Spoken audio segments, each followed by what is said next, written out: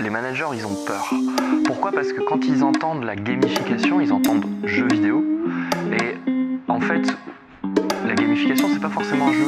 Bonjour à tous, bienvenue pour notre tout premier podcast à My Serious Game. Bonjour Alban. Et bonjour Clément. Alors tu as rencontré Pierre Tostin qui est business manager chez My Serious Game et vous avez parlé de... On a parlé de gamification, on a fait le tour du sujet assez rapidement avec Pierre. On a fait un focus aussi sur les formations, comment on peut gamifier des formations, quelles sont les bonnes recettes et à quoi ça sert finalement. Salut Pierre. Salut Alban. Tu vas bien ? Ouais, super. Bon, aujourd'hui on est ici pour parler de gamification. Est-ce que voilà, tu peux nous faire une première approche du concept et ce qui cache vraiment derrière ? En fait, tu prends n'importe quel concept, n'importe quelle structure, n'importe quelle plateforme en digital, n'importe quel concept de réunion par exemple. Le gamifier, ça voudrait dire lui impliquer des mécaniques de jeu qui vont venir le rendre plus appétant, plus engageant, plus motivant en fait. Et on va jouer en fait sur ces fameux leviers de motivation pour chacun, pour venir engager davantage en fait les auditeurs, les apprenants si c'est une formation, les spectateurs si c'est un meeting par exemple. D'accord. Tu penses qu'aujourd'hui c'est une nouvelle norme finalement d'avoir la gamification dans tous nos usages du quotidien En fait, comment c'est arrivé ? Je pense que ça date pas d'hier. Moi je reprends une célèbre expression du coup qu'on a tous eu quand on était enfant. Le côté fini tes devoirs, tu pourras jouer après. On voit bien qu'il y a une séparation entre le moment où on peut aller s'amuser et le moment où il faut vraiment travailler. De ce que tu me dis, j'ai l'impression que la gamification, ça permet de mixer les deux en un seul grand concept. Elle est super intéressante cette phrase parce que je l'ai beaucoup entendue pour être tout à fait honnête. Le fini tes devoirs, tu pourras jouer après. On a l'impression que c'est un paradoxe parce que à la fois ça va opposer deux grands mondes, le monde du travail et le monde du jeu, mais en même temps, cette phrase en elle-même, c'est une manière de gamifier. Pourquoi ? Parce que derrière, on a la carotte. On a l'objectif, donc finir ses devoirs, mais on a une carotte derrière. Et en fait, tout ça, ce process-là, c'est déjà une mécanique de jeu. Enfin, on pourrait citer plein d'auteurs, même des gens qui ont écrit sur des concepts totalement différents des jeux, comme la guerre, si on reprend Sun Tzu, l'art de la guerre, il y a beaucoup de gamification dedans. Pourquoi ? Parce que en fait, on reprend des codes de cet environnement ludique pour les mettre dans un environnement non ludique. Bon là, en l'occurrence, la guerre, c'est un petit peu trash. Comment est-ce qu'on peut encore mieux, rendre cet environnement de travail appétant ? C'est en prenant cette mécanique de la récompense et de l'objectif, mais en intégrant en plus la mécanique du jeu en lui-même dans le travail en lui-même. Est-ce que ça fait pas peur à des managers qu'on dit voilà, aujourd'hui vos collaborateurs vont jouer, ils vont pouvoir apprendre en jouant ? Alors c'est en train d'être intégré de plus en plus, surtout en France. Il y a un truc qui est très très intéressant et très important dans ce que tu viens de dire, c'est que les managers ils ont peur. Pourquoi ? Parce que quand ils entendent la gamification, ils entendent jeu vidéo. Et en fait, la gamification c'est pas forcément un jeu. On peut très bien traiter des sujets très graves ou très sérieux du type la lutte contre la corruption, les morts sur des chantiers, tout à l'heure la guerre ou des choses comme ça. On peut gamifier tout ça. Ça veut pas dire qu'on va s'amuser, ça veut dire qu'on va jouer. Donc utiliser des mécaniques de jeu pour atteindre un objectif, pour atteindre un but. Donc c'est vraiment très différent. C'est que gamifier quelque chose, ça veut pas dire en faire un jeu vidéo Zelda ou Mario. Ça veut dire utiliser des mécaniques concrètement. Ce qu'on disait tout à l'heure, finis tes devoirs, tu pourras jouer après, la mécanique de la récompense, mais il y en a plein d'autres et on en reparlera, pour gamifier et du coup motiver davantage. Ça existe depuis longtemps en fait. Si on reprend l'exemple éducatif, un professeur par exemple. Un professeur, on était souvent dans des formations, quand on était à l'école, dans des cours où le professeur parle et derrière, nous on écrivait. Ça c'est zéro gamification. Par contre, on se souvient tous d'avoir eu un professeur, ou deux, ou plusieurs, mais des professeurs comme ça qui se sont démarqués, qui ont fait les choses autrement. Déjà, il y a une rupture. Ça aussi, c'est une mécanique de gamification. Il y a une rupture, il y a une rupture de rythme, une surprise, de l'imprévu. Je me souviens très bien, par exemple, d'un professeur d'histoire. Il venait dans son cours, il notait rien au tableau. Il nous disait, voilà, tout est noté sur ce papier-là. Je vous le donnerai à la fin. Mais aujourd'hui, on va parler du sujet. Et il posait sa petite mallette, sa petite serviette, et il marchait dans la classe, et il s'asseyait jamais à son siège habituel, et il nous posait des questions, et nous, on devait vraiment participer. Et déjà, là, on était dans une pédagogie différente. Il utilisait cette gamification, en fait. Tu penses que, du coup, gamifier, ça implique forcément d'avoir une sorte de rupture avec ce qu'on peut vivre au quotidien. Je sais pas, on reste dans le digital, j'utilise une application. Ah bah tiens, ça m'est jamais arrivé, il va se passer quelque chose, je vais gagner des badges, ou alors je vais avoir une surprise. Est-ce qu'on est obligé d'avoir ce sentiment-là pour se dire on va vraiment être happé par ce qu'on est en train de faire? Alors, on n'est pas obligé. Aujourd'hui, ça marche comme ça. Pourquoi? Parce que y a peu de choses qui sont gamifiées, ou alors de plus en plus, certes, mais peu de choses au final. Et les choses qui sont gamifiées, forcément, c'est un usage différent. Donc, il y a une espèce de rupture avec les usages classiques. Mais la rupture en elle-même est un élément de la gamification. D'accord. Par exemple, si d'un coup, pendant ce podcast, je me mets à me mettre debout, je me mets à te poser des questions, du coup, il va y avoir une sorte de rupture. Donc tu vas te sentir à la fois happé par le discours, mais aussi en rupture de rythme total. Alors ça peut être une rupture aussi de réalité. On imagine par exemple te plonger dans une histoire. Je dois te faire une formation ou une présentation sur comment est-ce qu'on communique bien. Peut-être qu'on va faire en sorte de faire décoller une fusée ensemble. Donc déjà tu as une rupture avec la réalité. Te plonger dans une histoire, c'est un des premiers éléments de gamification, parce que ça te permet d'incarner quelque chose. Donc tu vas te sentir acteur. En fait, la gamification, un des premiers objectifs de la gamification, c'est vraiment de passer l'auditeur de spectateur à acteur. Et ça, c'est un des premiers objectifs. Une fois qu'on a réussi ça, donc par l'immersion, par la rupture éventuelle, la personne, elle agit. Elle agit sur la présentation, elle agit sur la chose qu'elle est en train d'apprendre, elle agit sur la formation en elle-même. Et du coup, elle a déjà un premier élément de personnalisation, parce qu'on s'adresse à elle et elle s'adresse à nous. D'accord. Je reviens sur ce que tu disais tout à l'heure.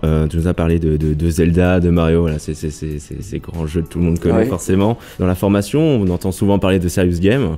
On entend maintenant parler beaucoup de gamification. Donc c'était un peu les deux buzzwords. Et au final, quelle différence on peut faire entre ce serious game-là, cette gamification? Est-ce qu'au final c'est la même chose? Est-ce que un va compléter l'autre? Comment tu peux nous expliquer ça facilement? Alors, je dirais que le serious game, c'est une des conséquences possibles de la gamification. C'est-à-dire que c'est peut-être la gamification poussée à son plus haut point en termes d'apprentissage, mais le serious game en lui-même, en fait, c'est quelque chose de gamifié, pour du sérieux. Donc la gamification, c'est plus des principes, des mécaniques, un mode de dialogue, des bonnes pratiques en fait, pour transformer quelque chose de classique en quelque chose de plus appétant. Yu-Kai Shu, c'est un peu le gourou, si je peux dire, de la gamification en ce moment. Lui, il a défini en fait 8 grands thèmes. On a le sens, la prise de pouvoir, l'influence sociale, l'imprévisibilité, la pénurie, l'évitement, la propriété et l'accomplissement. Voilà, rapidement, sans trop rentrer dans les détails, mais comment ça fonctionne finalement? Alors, c'est vrai que ça a l'air compliqué, mais j'aimerais d'abord revenir un petit peu sur l'histoire de Yu-Kai Shu.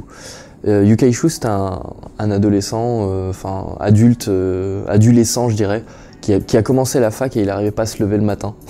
Il n'arrivait pas à être motivé pour aller en cours, pour faire les trucs de tous les jours en fait. Et comment est-ce qu'il a contré ça? Tout simplement, il s'est dit, écoute, moi je joue tout le temps. J'ai joué à World of Warcraft pendant X années, je me suis asocialisé à cause de ça, mais qu'est-ce qui me plaisait dans ce jeu-là? Et en fait, il s'est rendu compte que tous ces éléments-là qui existaient dans le jeu, il pouvait les trouver dans la vie de tous les jours. Et donc la vie de tous les jours, c'était l'élément le plus gamifié qui existait. Parce que tous ces leviers que tu as cités, on commence par le levier de sens. Le levier de sens, ça raconte une histoire, l'histoire de ta propre vie, ou enfin après on pourra rentrer dans les sujets de formation. T'avais le levier d'accomplissement, j'atteins un objectif, de propriété, cet objectif me permet de détenir quelque chose, un diplôme, une maison, une famille ou quoi que ce soit. Des leviers de pénurie parce que il me manque quelque chose pour atteindre mon but. Donc cette chose, je vais aller la chercher. Des leviers d'évitement. J'ai un trou en face de moi, je vais pas forcément marcher dedans. Tous ces leviers, on peut les transposer dans un environnement de travail très facilement. On reprend le levier de sens. Je parlais tout à l'heure de formation. Dans une formation, on peut plonger les gens dans une histoire. Ça crée du sens. C'est-à-dire qu'on donne envie en donnant du sens. Ça peut être un sens qui est donné par l'histoire, mais ça peut être un sens aussi donné par l'implication des personnes qui sont en face de vous. Tu fais une réunion, par exemple, sur la qualité de vie au travail, forcément, tu vas poser des questions aux personnes qui sont en face de toi, à tes employés. Là, c'est un premier levier de sens. Derrière, en fait, t'as plein d'autres leviers, donc les 7 autres. Ce levier si on reprend de la formation, par exemple en ligne, ce levier de prise de pouvoir, tu débloques des choses, en fait, des milestones. Tu vas par exemple avancer dans ton jeu où tu dois faire décoller la fusée, pour reprendre l'idée de tout à l'heure. Au fur et à mesure où tu vas avancer dans ta formation, tu vas débloquer des étages de la fusée. Donc tu vas avoir davantage de vision sur ce qui se passe. Et du coup, cette prise de pouvoir, elle te motive. Tout ça, en fait, tous ces leviers-là sont vraiment des leviers de motivation. La pénurie, par exemple, on pourrait, au lieu de raconter une histoire en un seul tenant, on peut la faire en plusieurs épisodes. Bon, déjà parce qu'on s'adapte, donc il y a cet effet de sens aussi qui est donné, on s'adapte dans la formation en faisant plusieurs épisodes au temps de la cible. Admettons une formation de communication sur les managers. Et les managers, en fait, ils n'ont pas beaucoup de temps. Donc au lieu de leur faire une formation en 1 heure, qui dure 1 heure en ligne, on va leur faire, 6 fois 10 minutes. Et 6 épisodes, mais par contre la même histoire.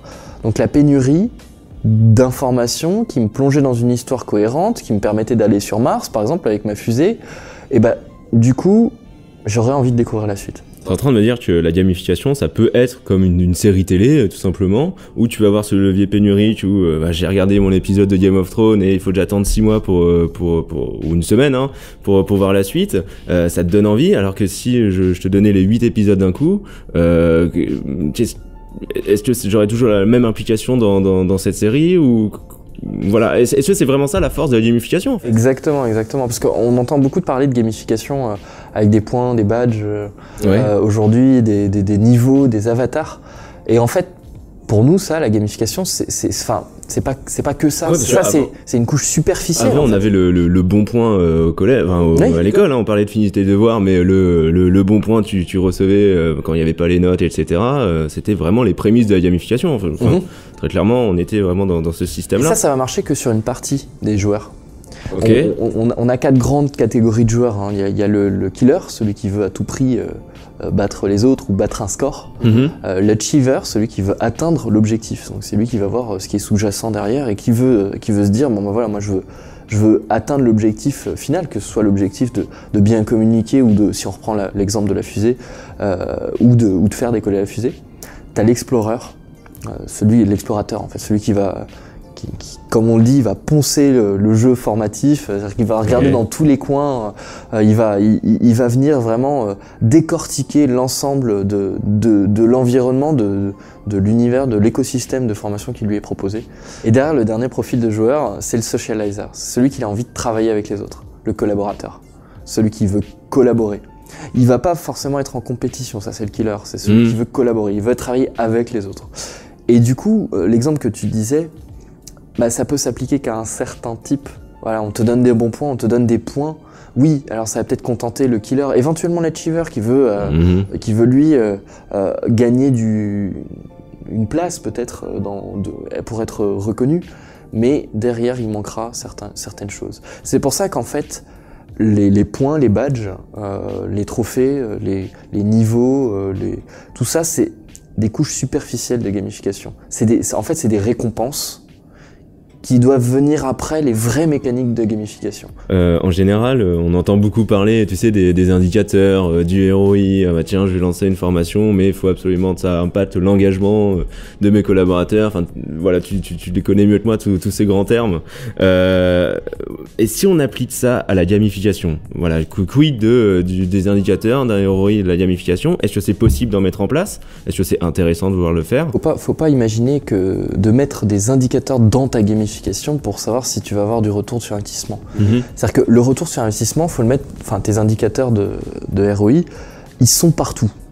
Ils sont déjà plus ou moins présents dans les entreprises, ça peut être des indicateurs de connaissance produit, du coup d'efficacité de vente, de relations clientèle plus mieux notées ou des choses comme ça.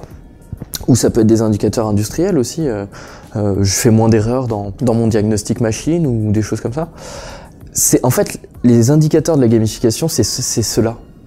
C'est-à-dire que la gamification, c'est un moyen pour réduire le nombre d'erreurs, pour augmenter mon efficacité commerciale, pour augmenter la satisfaction clientèle. Parce que justement, si on utilise la gamification, que ce soit dans de l'événementiel, dans du team building, dans de la formation, comme on disait, pour transposer en fait les résultats dans quelque chose de virtuel, quel que soit le biais dans lequel on utilise la gamification, bah ça va forcément impacter le ROI parce qu'on aura plus d'engagement de la personne, on aura une meilleure écoute, on aura aussi un meilleur ancrage des informations qui ont été données. On est vraiment en train d'améliorer l'expérience que va vivre l'apprenant finalement. Si tu me parles d'engagement, tu me parles d'immersion. Exactement. Tout ça, c'est une question d'expérience d'apprenant ou même d'expérience de collaborateur. Même si c'est pas une formation, avec l'exemple qu'on venait de donner. Pourquoi ? Parce que on veut créer de l'engagement. On veut créer une expérience. On veut que les gens aient envie, et c'est ça le moteur en fait. Enfin, c'est même pas le moteur, c'est l'objectif, le Graal de la gamification. C'est l'engagement du spectateur, de l'auditeur, de l'apprenant, quel qu'il soit. Enfin, l'engagement de la personne. C'est pour engager la personne, en fait, qu'on fait de la gamification. Et du coup, bah, t'es obligé de leur faire vivre une expérience. Si tu avais à citer une grande tendance là pour l'année 2018 sur ce soit la formation ou même des choses qui sont liées à la gamification, qu'est-ce que tu pourrais me citer en 2-3 mots pourquoi tu sens que c'est quelque chose qui va vraiment monter sur cette année et pourquoi on devrait s'y intéresser? La personnalisation, vraiment. On a tous besoin d'un feedback, mais ce qu'on attend aujourd'hui, c'est du feedback personnalisé. Quel que soit le sujet, que ce soit la formation ou l'information ou même le team building qu'on va faire avec nos collègues, on a besoin que ce soit personnalisé, que ça nous ressemble en fait. Et la gamification, bah, y a rien de mieux pour ça. Enfin, on peut utiliser plein de choses, connexes, l'intelligence artificielle, il y aura peut-être d'autres sujets on parlera ça ensemble, de l'intelligence artificielle, du machine learning, des nouvelles technologies pour faire ça. Mais la gamification, en fait, c'est vraiment les mécaniques de tout ce qui... Ça va être vraiment les ficelles de ma marionnette. Je vais avoir mon marionnettiste qui est un peu le sachant, la marionnette qui est le contenu, mais les ficelles de la marionnette, comment tu les places, ça va être vraiment avec la gamification. Et parce que c'est ça, en fait, qu'on attend déjà depuis 1 an ou 2, on veut tous avoir quelque chose de personnalisé. Eh ben écoute, merci pour tout Pierre, merci de nous avoir suivis et à bientôt pour un nouveau podcast.